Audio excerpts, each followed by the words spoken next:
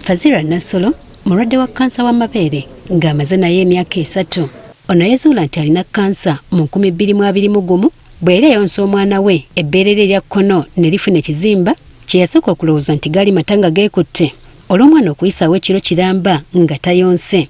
Kino kyamuwaliriza okulinyiga agakamule kyokka ekizimba tekyavaawo n'akyesonyiwa olw'okuba nti kyali tekimuluma. Kati nga wayise emyaka 3 yatandika okufuna obulumi n'agendako mu ddwaliro ensambya gye baakamutemeranga bw'ayinza okuba n'ekirwadde kya kkansa mu bbeere. Ne bansindika ku Cancer Center y'ensambya okukola tests zonna zaakomawo nga ziraga 70% lampu eyinza okuba nga ya kkansa. Bamusindika e Mulago era bw'atyo n'atandikirawo okufuna obujjanjabi buno tebwamuleka kye kimu. Ne bantandisa chemotherapy. Ekimu ku bintu ebyasinga okuntabula ennyo kwe kuvaako kwange okw'enviiri nayinanga natural hair nga muwanvu, so kyampisa bubi nnyo n'eri abaana bange ne famire yange.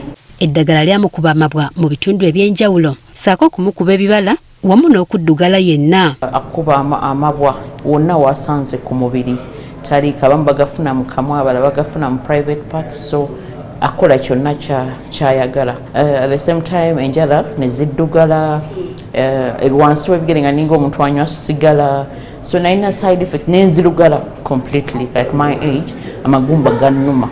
Ne Husna Luwagga naye ng'alina kkansa w'amabeere bye yayitamu olw'obujjanjabi abinyumya abiddiŋŋana. Weesanga nga wajjanga ku treatment tosobola kutambula, tosobola kulya, okusesema, obutalya, byonna.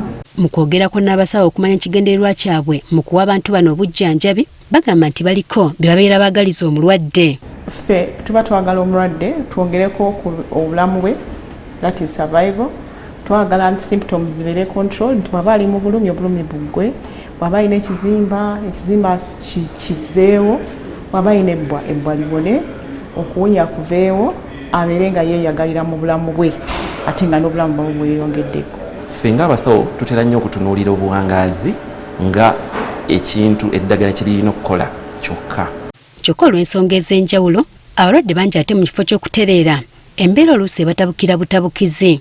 Kubanga era naffe tetwagala abalwadde baffe bafune eddagala ate beeyongere okusingako okubeera obubi nga bwe babadde. Kati ezo effects ez'okusesema tuziwa eddagala, obulumi tubuwa eddagala, amaanyi okubeera nti gali wansi era tulina n'eddagala lye tubawa oluusi tubagamba tubawadde booster, amaanyi gabeera wansi nga amaanyi g'omubiri gasse, ne tubawa ne booster okulaba nti amaanyi gakula mangu.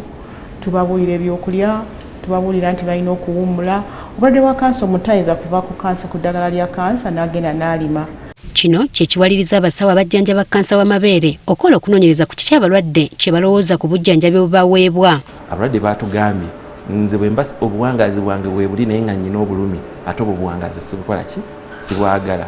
Bwe mba nnyina obuwangaazi naye nga buli kiseera bansitudde bannaaza sisobola kwefaako ng'omuntu, obwo buwangaazi sibwagala.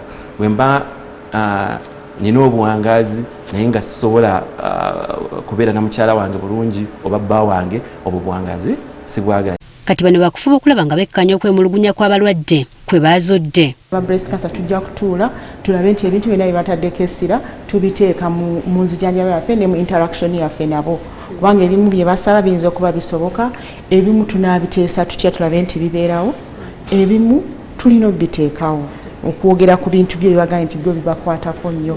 Ne mu kunoonyereza ku ddagala erijjanjaba kkansa ebimu ku bino byakutunuulirwa nnyo. Bwe tutandika okunoonyereza ku maddagala amapya ga kkansa tutulekera okutunuulira gokka agongera obuwangaazi, tutunuulira ago agongeza obuwangaazi obweyagaza. Kati ekirwadde kya kkansa w'amabeere kirina mu baana abato abatannazaala ku myaka 16. Kyokka ekirungi singa ekirwadde kino kizuulibwa mu bwangu kisobolera ddala okuwona. Jennifer Kabale agaffe eyo ku Spark TV.